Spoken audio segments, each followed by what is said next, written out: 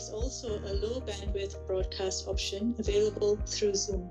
Please click on the link in the session page or in the pod below to access this. If you face other technical challenges, such as difficulties in hearing the speakers, please do not hesitate to reach out to us through the Q&A pod or use the link provided to reach the AVPN Tech Help Desk. We will address your query as soon as we can. Please note that this session will be recorded and you will be able to access the recording from conference.avpn.asia.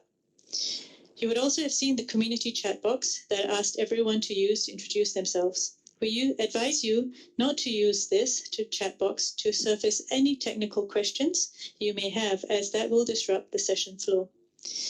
If you have any questions for your speakers in relation to the session, we will have time for Q&A. So do stay with us until the end. Feel free to type your questions in the Q&A pod that you will see in subsequent screens, and these will be conveyed to our speakers. Please note that your questions will only be visible to the speakers and the AVPN team, but rest assured that we are monitoring all the questions behind the scenes and we will address as many as possible. There will be interactive activities during the session, and I would urge you to participate in these.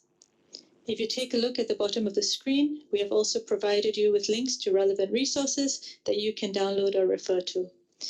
These resources are also available on the session page on the conference website. The AVPN connector is available to attendees from AVPN member organizations and paid ticket holders. This allows you to message and schedule one-to-one meetings with fellow collaborators. Please access it via the link in the share pod. A quick 1-minute tutorial can also be found on the main conference site to ensure you make full use of the networking opportunities available at this conference. On that note, it is my great pleasure to introduce you to our moderator for the session, Stephen Serniels, Chief Executive Officer and Board Member at the European Venture Philanthropy Association, EVPA. Stephen will set the stage for this discussion and introduce our speakers. Stephen, over to you. Thank you very much, Roshini. I have to say it's an adventure. I'm calling from Amsterdam, and just 5 minutes ago I had to reconnect, but I'm very glad I'm with all of you. First of all, good afternoon for those in Europe. Good evening for the people in Asia. It's very courageous to stay online for this last fantastic session. For people connecting from US and LATAM, also good morning. I'm thrilled to be your moderator today for this exciting session, but also very honored to have this distinguished panel with me. Just 2 data points to share with you before we start. Last week I was glancing through some papers and I came across a number. And the number said the following: 85% of all philanthropic money that was pledged into COVID-19 came from private companies. It was over $1 billion. This is astonishing. The second number, which we know already for quite some time, is that if by 2030 we want to deliver to the Sustainable Development Goals, we need at least 2 to 3 extra trillion every year. And this is on top of what's already pledged by classic philanthropic players, by governments, and so on and so forth. So I think we come to the realization that corporates should be and have to be part and will be an essential player to create a sustainable world. The big question, of course, is what role should they play and how should they act? And can we leverage strategic resources of the corporates to create social impact? Let me take you to one slide which sketches a bit the context of this session. Most of you know, and in different continents we're on different speeds, but we're on the same journey. And the journey reads a little bit like the following. If you take it from the right-hand side to the middle, what you see is that many classic for-profit companies are exploring how they can embrace social, environmental inclusion while not foregoing their for-profit motives. So they try to see how they become an inclusive business. And this is due to the fact that there are so many social issues at stake, so many environmental issues at stake, that they realize that they should co-build this sustainable environment in order to thrive themselves. On the other hand, there is another journey going on as well. This is much more due to the fact that we do not stop anymore by feeling good about giving. We want to see outcomes. We want to see impact. And hence, the classic non-profits, they have to become more entrepreneurial. And that's what we call the move from classic non-profits on the left-hand side to more social enterprises. And somewhere, and that's promising, social enterprises, entrepreneurial NGOs, they start to understand the language of business. And at the same time, businesses as well start to understand the context of social players.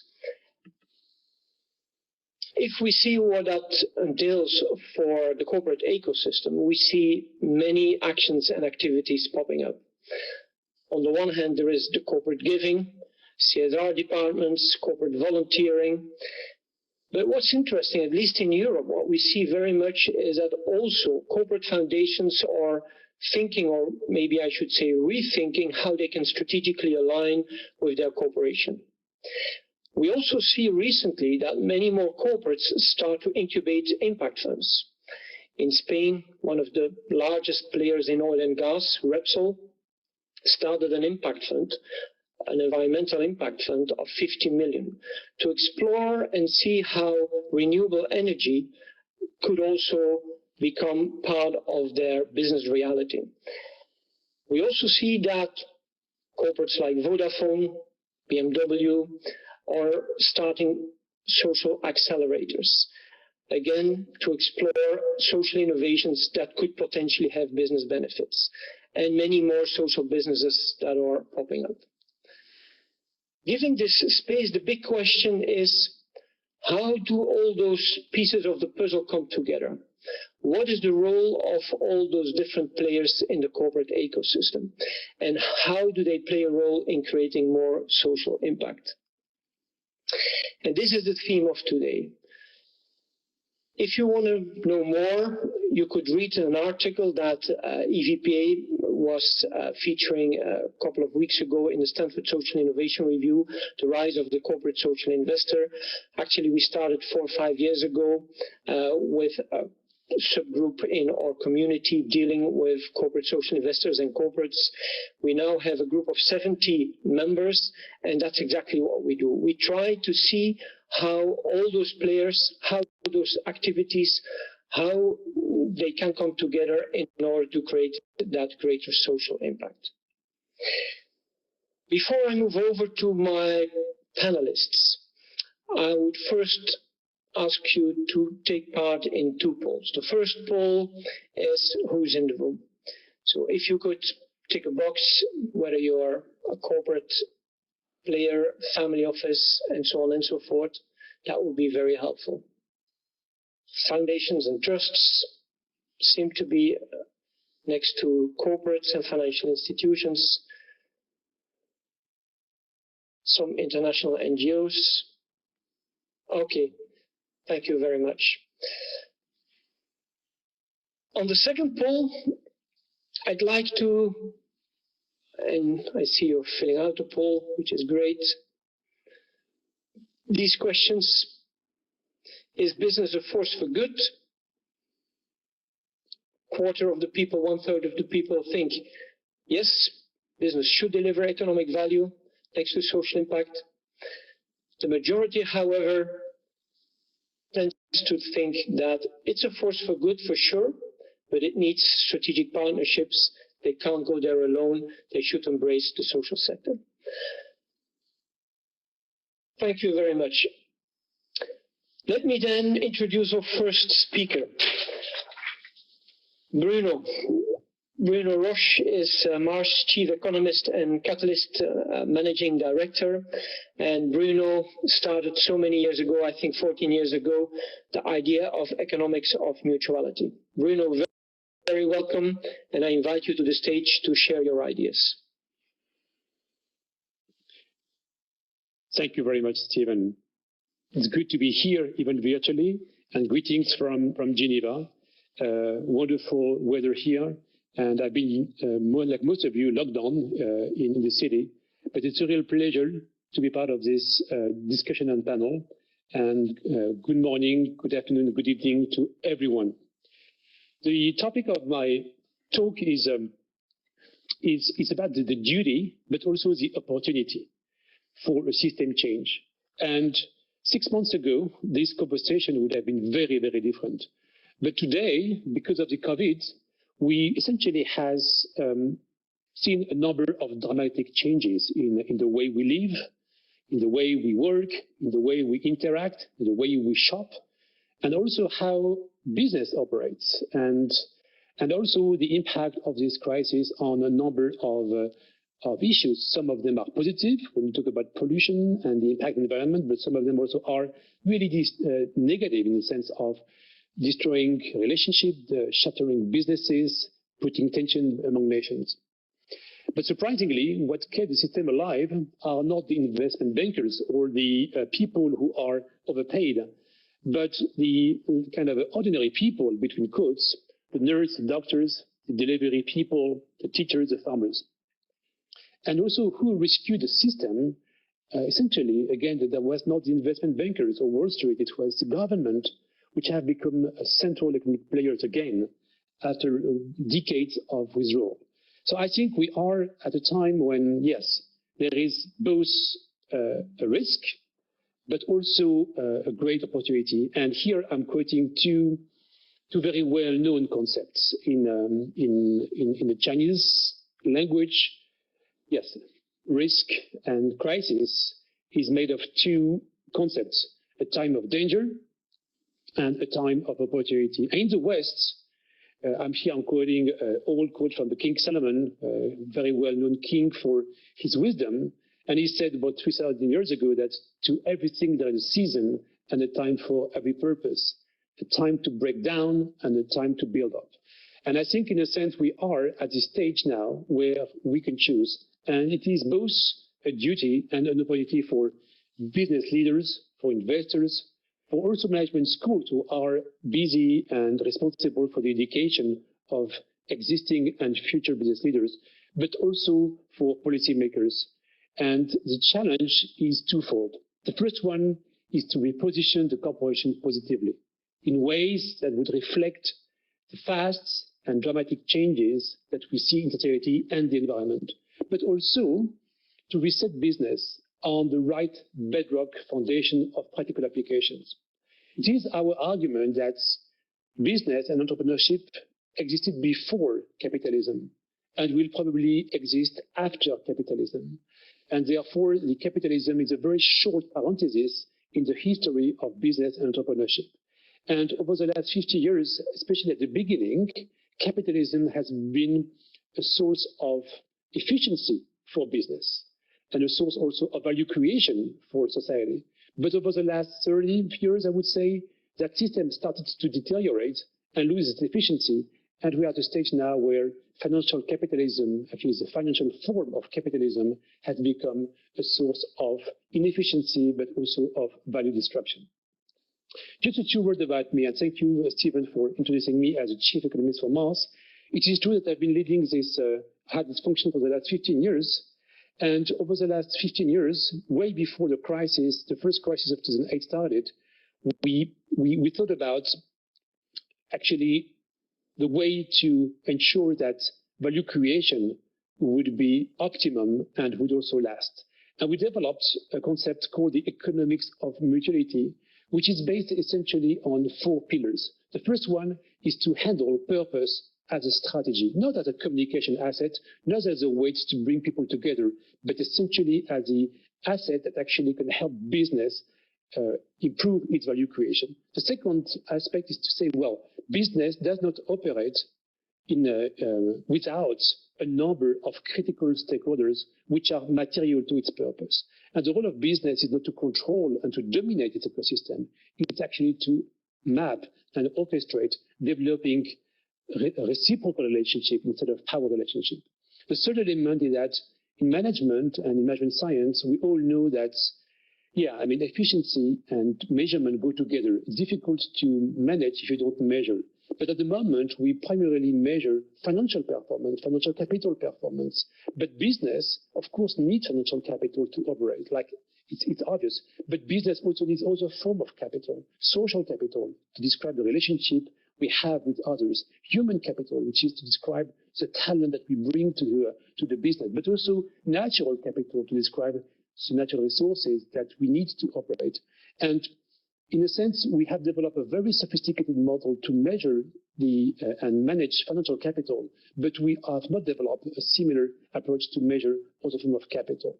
And it is our argument that when business starts to manage its operation this way, we need, in a sense, to we not only have a better impact on society environment, but also we end up with better financial performance. And this should not surprise us, because when a company mobilizes more resources in the ecosystem in which it operates and develop a reciprocal relationship with the most critical stakeholders of its ecosystem, it's eventually adding resources to its business. So when you add resources, you should expect a higher return. And this is exactly what we've seen over the last 15 years of research and practical implementation.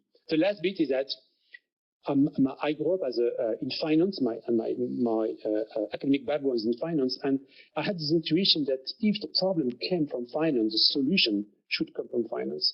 And you know, if the purpose of the company is to maximize shareholder value, profit and shareholder value, therefore financial profit, the financial P&L, is perfectly aligned with the purpose. But if the purpose of the company is something else, which is essentially to develop profitable and scalable solutions for the problem of people and planet, and not profiting from creating problems to the people of the planet, therefore we need to align and have a new mode of profit construction, which we call mutual profit.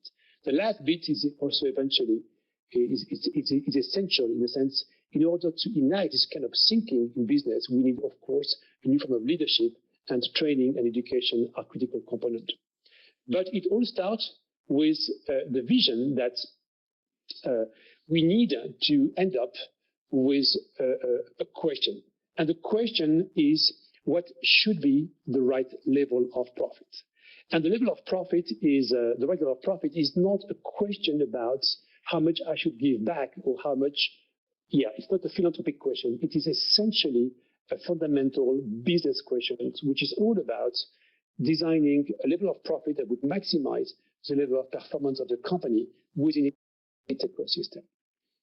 I would like to end with a few words about the background behind this management innovation that we call the economics of mutuality. We started essentially in 2006, almost 15 years ago now, 14 years ago. And we started not because we thought we were doing wrong at Mars, but because we were interested in understanding the right level of profit that would maximize the performance of our business, but also maximize the performance of the stakeholders operating in our business. We had the chance actually to start with a lot of connections in the academic world. We developed a number of case studies across geographies and industries. And actually, I am very pleased to tell you that about a third of our activities is in Asia, covering places like Indonesia, Philippines, China, and India. We also are now developing a number of partnerships with academic institutions. We wrote different books and publications. And we also are in a position now to share most of the work we've been doing, because together with Mars Incorporated, the company I've been working for the last 20 years, we are setting up a foundation, which we call the Economics of Mutuality Foundation, and also a management consultancy in order to continue the research on this topic, to continue also the education on this topic, but also to ensure that the research that is developed in the academic world will also find its practical application in business through a management consultancy arm. With this, I stop here, and thank you very much. Thank you very much, Bruno. I think we're going to have a poll first. So you can read on the left-hand side, question raised by Bruno and related to it. But while you're filling out the poll, Bruno, a question. You're such a driver and you're one of the early adopters of this whole idea of inclusiveness, and you call it economics of mutuality. It's a very strong philosophy, and it tries to transform the company really from within. My question to you is twofold, Bruno. First of all, to what extent is business leadership ready? And even if I see the questions popping up, could you make a distinction between European leadership, Asian leadership? That's maybe a sophistication already, but to what extent is business leadership ready to embrace this innovation? And even beyond that, I know you ever started with Mars Catalyst. To what extent does business need this nudge from the social actors, like a Mars Catalyst, which is a bit outside the company, but then nudging the core of the company? So a two-layered question. Yes, thank you for this question, Stephen. And I think you're asking actually two questions which are different but also related. So the question is about the leadership. You know, leadership is all about understanding the times and the seasons. It's all about understanding also when to change and how to change. And I think over the next few years, we will see two types of leadership. We'll see the leadership of people who want to cling to the old way of doing business. And actually, the old way of doing business doesn't lack performance. I mean, today, the neoliberalism, the School of Chicago, is working. I mean, it delivers profits. You could argue that it is a value extraction model for a few, but it's still working. The reason why we have this conversation today is because it's working. But because it's working doesn't mean it is optimum. Actually, slavery was also an excellent economic model. Okay, but it was, beside the moral aspect, it was not an optimum model in terms of mobilizing and valuing and managing human resources. So I think we are at a stage where we will see, especially with the COVID crisis, and maybe we'll need another crisis to understand it, that the model we have today is not only morally questionable, because it's mostly a value extraction for a few, but it is most importantly not suboptimum and not efficient. So the model that we're proposing is actually a model that will help the business outperform even economically. So I think there is an element where when business people and especially investors will realize that there is a better model in terms of value creation, the shift will happen. If it's not for moral reason, it will for economic reason. And crisis can help do this. But of course, we will always have two types of population. And I remember an old quote that I learned at school when I was at university, the school of Schopenhauer, a German philosopher, who said that every truth has to go through 4 stages. First, it is ignored. Second, it is ridiculed. Third, it is opposed violently. And fourth, it is accepted as self-evident. And I think we are now between stage 3 and stage 4. Second question, if you look across geographies, it is my argument and my belief actually that the Asian type of leadership is much more conducive to this type of reciprocal, mutual and inclusive business. It has to do probably with the Confucianism aspect of their culture. But for instance, in the West, particularly in the US, the culture is so much based on individualism that actually it will take time for leadership to unlearn, in a sense, what they've learned over the last 50 years. The benefit of the Chinese leadership and also Asian at large is that they can leapfrog actually this individualism and financial capitalism doctrine to embrace actually a system that is more conducive and more performant in terms of value creation. Thank you, Bruno. Thank you. The third question, Stephen, is that yes, we need catalysts. We need more catalysts. People actually are there to trigger changes. But it is a global shift that we are asking. In a sense, we need not only corporate people, of course, to embrace it, but also we need management education to change and adjust the way they educate leaders. We need also policymakers. I can see actually that the new tax incentive system isn't very popular, but I think actually policymakers can change the tax system in order to create the incentive for the right behaviors. So essentially the civil society, the NGOs, non-profit world, the sectors, the private sector, corporate and investors, and as well as management education are critical components to embrace this shift. No, thanks so much. So it's a must, but you're also hopeful, especially for our Asian friends on the call, that future is going into the right direction. It's a bit also, I would say, confirmed by the poll that many people see that management innovation really at the core of the business is where the change should come from. Thanks very much. This is an excellent moment also to now introduce Anurag Hans. Anurag, very welcome, very glad to have you. Anurag is the Vice President, Base of the Pyramid Innovation, Market Acceleration and Operations at Essilor International. Anurag, the floor is yours.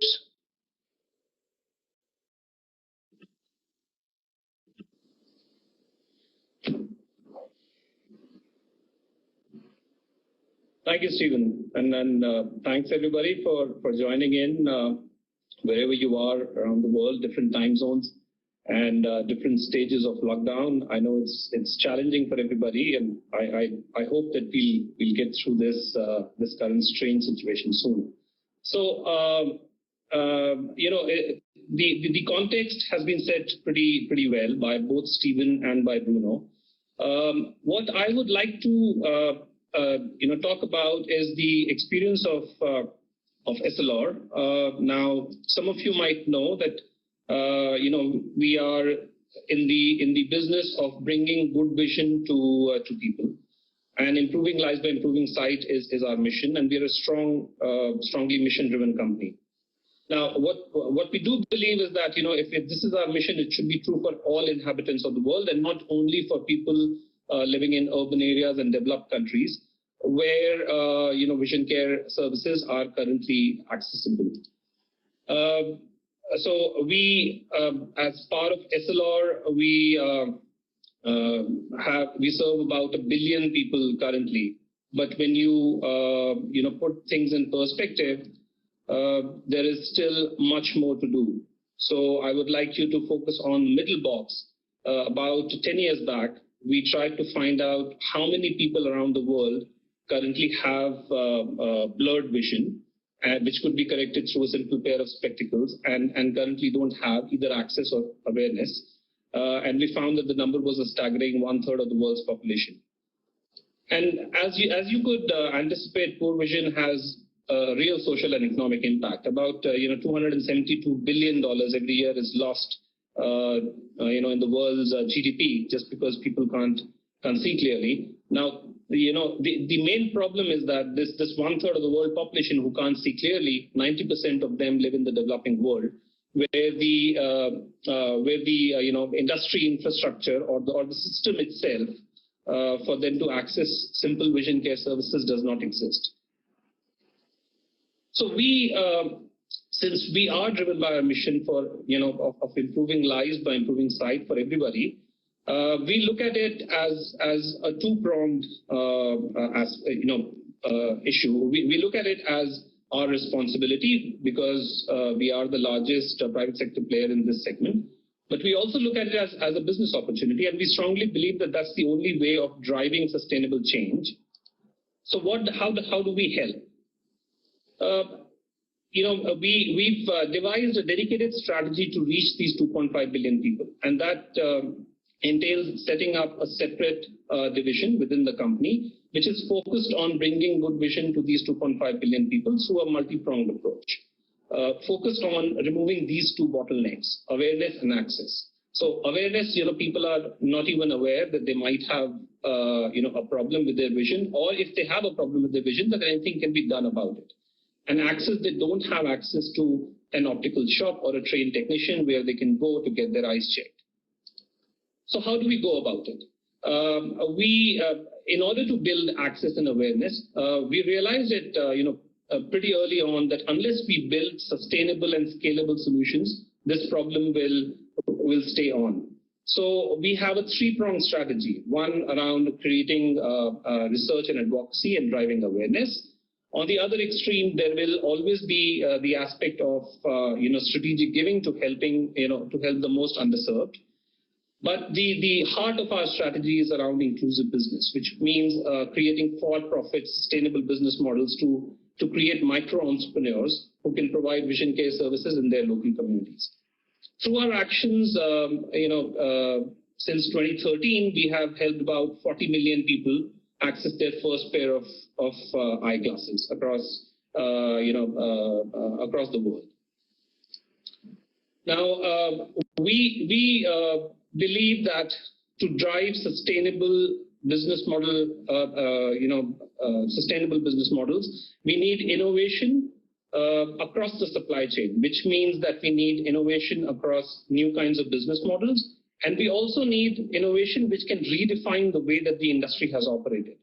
Because there are cost to serve issues, we need to look at new screening tools. We need to look at new product ranges which are customized to the BOP, and also new service delivery mechanisms. For example, using telemedicine in the area of vision care. So all of this is are areas that we have invested in and we have developed over the last 10 years, which has resulted in us being able to bring vision care to around 40 million people, all of them residing at the base of the pyramid.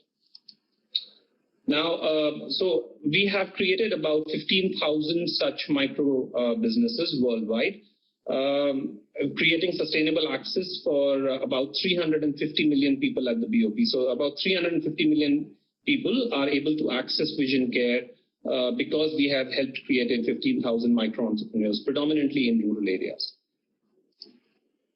Now, having said that, our ambition is to help eliminate poor vision by 2050. So this is our ambition that drives us. So by 2050, we want to make sure that there's nobody in this on this planet who can't access a simple eye exam and a simple pair of spectacles. So last year, we worked with McKinsey to create a roadmap of what will need to happen between now and 2050. And what came out was that, if we create enough sustainable access points or micro entrepreneurs, and if we have the relevant investments in awareness, innovation, and philanthropy, totaling up to about $14 billion from now till 2050, this issue can be eliminated from the face of the planet. So we can't do it alone. Although we have taken different steps. So, for example, from setting up foundations around the world to setting up a social impact fund to having inclusive business operations around the world, we realized that we can't do it alone. So now the next step for us would be to start establishing new modes of partnerships. So I'll give you an example of that. So we've been supporting the creation of the first development impact bond to foster partnerships in training rural micro entrepreneurs. Because we are SLR and we are from the vision care industry, we want these micro entrepreneurs to be the agents of bringing vision care to the rural areas. But if you think about it, so through such financial innovation, we can bring in foundations or development agencies who have a focus on livelihoods, who have a focus on rural incomes, who have a focus on gender equity, or like us, who have a focus on health. All of us can come in, pool resources to create these agents of change in rural areas and drive sustainable development. For long, the development sector has been stuck in this silo mentality where we have defined sectors or we have defined impact focuses. I think going forward, the only way that we'll be able to make big impact is if all of us come together and start focusing on interventions which take care of a large number of issues. So together, I think together we can eliminate poor vision by 2050 if we design such impactful platforms for partnerships.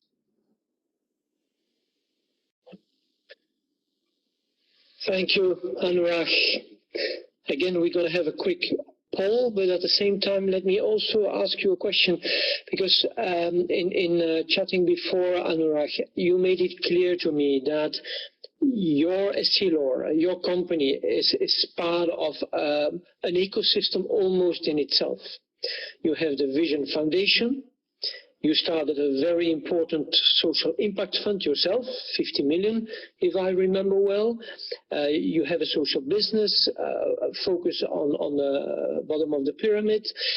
What would you give as advice to people on the call that also would like to explore such an overall ecosystem? Was this a plan from the outset that you would have those different building blocks, a foundation, a social impact fund, a business that is focused to the bottom of the pyramid, and your regular business? Is that something that grew over time, or is that something that you had as a master plan in your mind when you started? Well, Stephen, I always say hindsight is always 20/20 or 6/6. So, while I can say that this was all part of a well thought out strategy, frankly, the way that it has evolved is that, like all other private sector corporations, when we look at an issue as big as that, and we also look at that as an opportunity, we start identifying hurdles, and then we start identifying what could be the solutions to those hurdles. So, for example, the social impact fund of 49 million euros that you talked about was created to tackle a very specific issue, that there are a lot of programs which could be programs done by our foundations, our teams, or external teams, which, if given enough resources, can scale up. So therefore, we set up that impact fund, and so on and so forth. So it was more of an approach where we started identifying hurdles, identifying bottlenecks, and kept bringing them down through actions. And now, as I said, the biggest hurdle that we identify is this silo mentality, which plagues the development sector. Which, if we are able to develop mutual trust and build platforms for partnerships, it should be able to come down. I'm very glad to see the poll results where a whopping majority are saying that the private sector's role should be shared value creation, because historically there has been this sort of a tension between the private sector and the development sector, or the social actors. So they think that corporates. So there is a suspicion of intent. Corporates think that the social actors are not good at execution, but there's a need for these two entities to come together and create partnerships which can develop sustainable solutions. And I think the time is right now. Thank you, Anurag. But what I remember as well, you're saying each of those organizations that are in your control, the foundation, the impact fund, the social business, they all play a particular role in order to address the larger ecosystem requests and barriers. That's right. Thank you so much. Thank you so much. Let's go on. I see all the questions coming in as well. We should have some time for questions. But let me introduce now our third speaker, Jae-ho Choi. Jae-ho is the General Manager of Corporate Responsibility Team at Hyundai Motor Company, which I'm sure you know is one of the largest automotive manufacturers in the world. Welcome, Jae-ho. The floor is yours.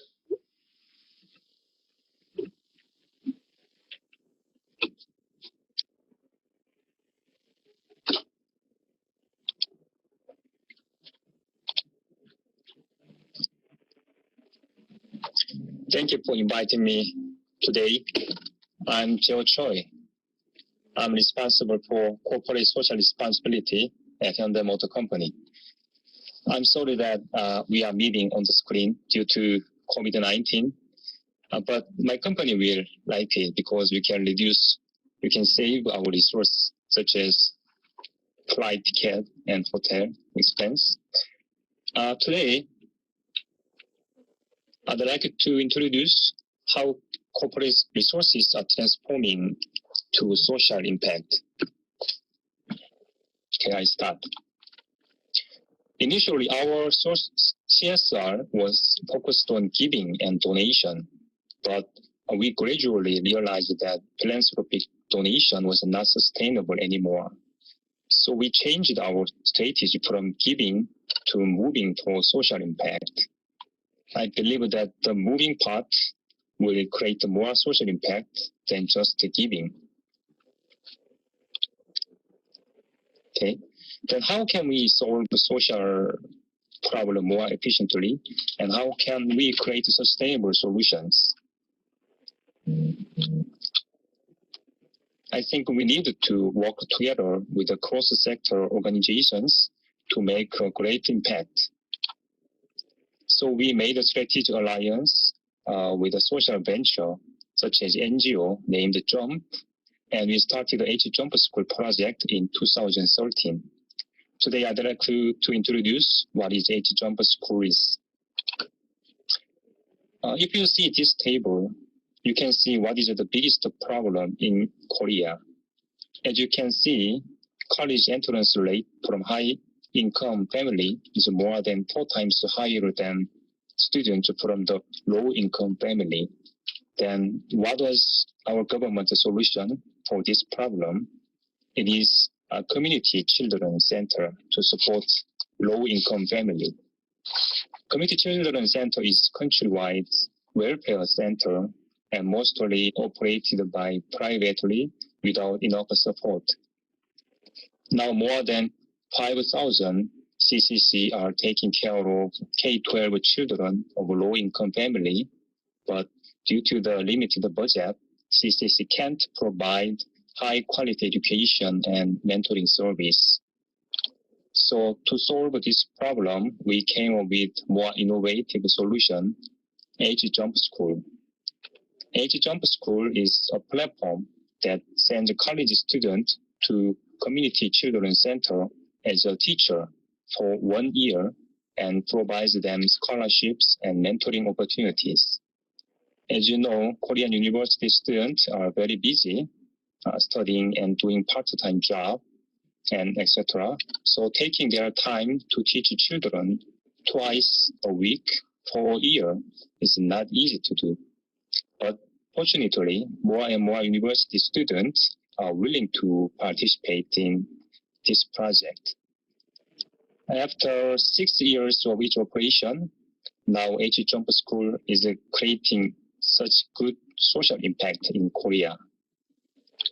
Now I'd like to share what we achieved from the last 6 years. 860 college student teachers have taught more than 3,000 children from 120 community children center for 6 years. Our cumulative reduction of low-income families' private education expense is more than $20 million, and which is about 6 times higher than total investment of Hyundai. More exciting numbers are following. H-Jump alumni employment rate is 15% higher than that of average student. These two graphs shows that H-Jump School student teachers' altruism is significantly higher than that of all other groups. As you can see this chart, I think the personal maturity and change of attitude of a university student teacher is one of the most important social impact. If you see this graph, we found remarkable growth in every part of academic achievement and emotional development of K-12 students. More than 97% of students' academic performance and willing to study and concentration have improved significantly. In addition, community children center and parents' satisfaction rate is extremely high. And our NGO, our Jump School, achieved a lot more than other participants. When we started H-Jump School, Jump has a 2-year-old non-profit organization, very small organization, which has only 1 full-time employee. But now it is hiring 35 employees and regarded as the most successful education non-profit social venture in Korea. And now I'd like to share why Hyundai keep investing to this project. H-Jump School is a CSR project that communicates with the millennials and makes a contribution to enhance Hyundai's inclusive brand image in Korea. Internal survey for Hyundai employee mentors who are participating in this project shows that they are very much satisfied with this project. And furthermore, we are planning to start H-Jump School Vietnam. As you know, Vietnam is a very important market for Hyundai. So we expect that H-Jump School Vietnam project will help us to communicate with the Vietnam millennial generation. And I believe that this project will create positive brand image for Hyundai in Vietnam market. And finally, I'd like to ask you that, what do you think is the true social impact? We hope that we are able to help all the children enjoy baseball by distributing our resources. As you can see at this picture, if we remove the wooden fence, everyone are able to enjoy the baseball regardless of their situation. I don't think it is sustainable social impact to give them a box that they can step on. I think removing the barrier of discrimination itself is a sustainable social impact.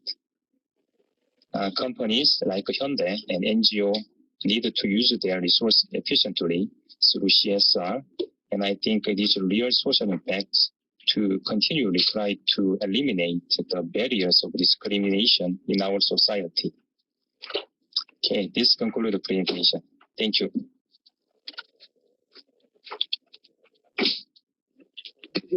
Thank you very much. It clearly is a quite successful program, so congratulations. My question to you, Jeho, is what is so specific about the program's success?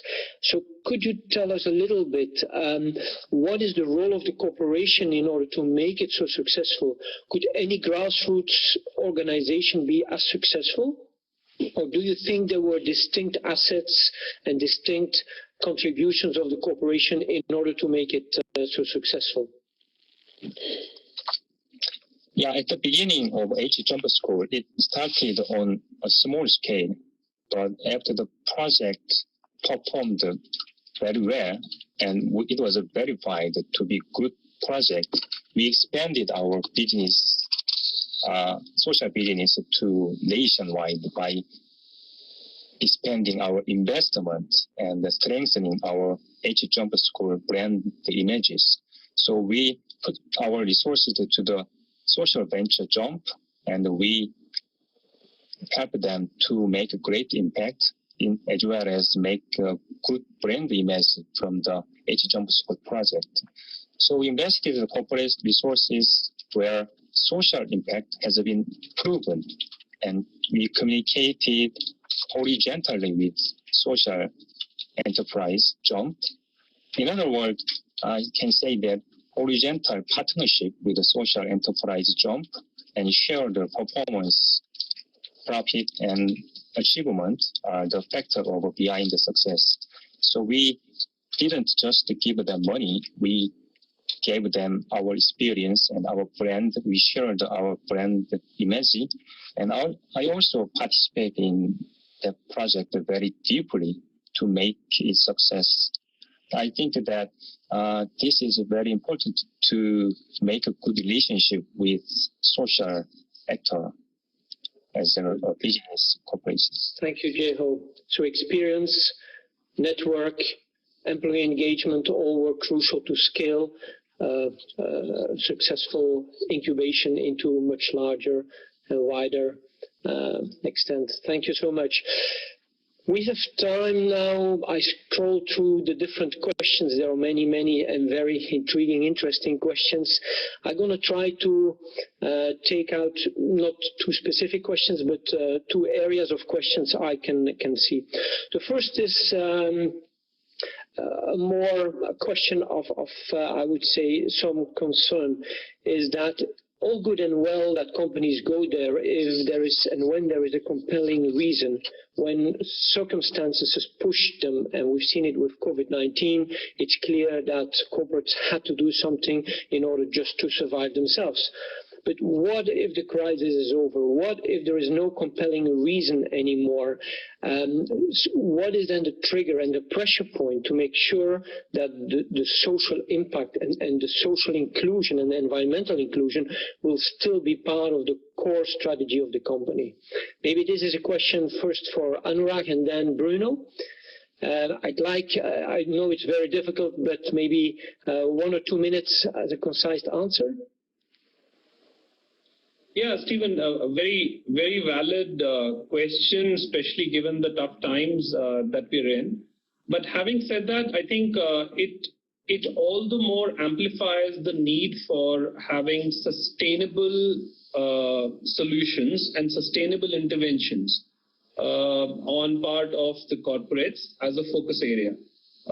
So we all know that, in tough times, CSR investments are probably the first ones to be shrunk. But if the past efforts, etc., have gone into creating a sustainable infrastructure or to empower communities to find solutions for their issues, they tend to stay on, and that's the idea. So to give you a quick example for our context. The 15,000 odd micro entrepreneurs or inclusive businesses that I talked about are there in their communities. Now, the ramp up rate from our side on how many more can we support might be different in COVID and non-COVID, but those 15,000 stay on, and it's not really a program by program intervention which gets cut off completely. Yeah. So what you're saying, Anurag, time is now to seize the opportunity. If you don't do it, you're going to lose out in the future. So better take this crisis as an opportunity. Bruno, that's a nice bridge to your thinking as well. Your 2 cents on this question. Can you hear me properly? Yes, we do. Okay, thank you, Stephen, for these questions, and also thank you also for the elements of answer. You see. The world works through crisis. I mean, people don't like to change easily. I mean, usually people change because of necessity or because they have to solve a crisis. And in a sense, there is always a temptation to go back to the business as usual. And actually, we could do that. Actually, that would be a missed opportunity. We missed this one in 2008, right? I hope we are not going to miss this one in 2020, because actually, every time there is a crisis, we may actually end up. If we don't solve it, we may actually end up in a bigger crisis. And I think it's, as I said in my talk, I think there is, of course, a duty to address this crisis, but also an opportunity. And in a sense, there is always, I think in history will tell us that the companies which have embraced now this duty to actually to reform their business model, to mobilize resources, to manage the non-financial resources the same way as they're managing the financial resources, are the ones which actually will not only be more resilient in period of crisis, but also will be more performant. And it is not just a philosophy. It is a fact, and we already have a number of initiatives that we've talked about today, which actually can scale up and actually could be a role model for new companies to join. And in a sense, leadership is all about making tough choices. And actually, leadership will have to make this kind of choices. And there have been many companies in the past which have disappeared because they did not seize the moment, right? And now, especially at a time when things are going so fast and also are so global and interconnected, making a mistake at this point of time would not only be bad governance, but also would actually be almost, like a critical consequences. So my call for the leaders at all levels, because you don't need to be at the top to make this kind of decisions. I mean, everybody who has a position of management in the corporation can do something. And I like to end with one story, maybe if I have time. Well, maybe let's move to the next question. Sorry, Bruno. There is 3 minutes left, so thanks very much. So you say, again, as well, it's just the responsibility to survive yourself, but in an inclusive way in order to move forward. That's what I hear you're saying. Thank you very much. This comes then to a second set of questions is, yes, there is a big plea to do it as a corporate, to be inclusive, to embrace all of that. But we've seen in your story, Anurag, and also Jeho in your story, that you need also other actors around you, whether it's a corporate foundations that you control to a certain extent, and there was a critical question, is this not a kind of PR machine which you control? But Jeho, you also said, no, there should be even more. We should also embrace the knowledge and the power of the grassroots movement and the social enterprises, because the corporate alone cannot go there. They can instigate, they can scale, but social innovation should come from the grassroots level. Maybe first, Jeho, can you indeed see how corporate foundation, corporate impact fund, social enterprises complement to what your business is doing? And then Anurag, very quickly as well, your ecosystem, if we have time. But go ahead, Jeho.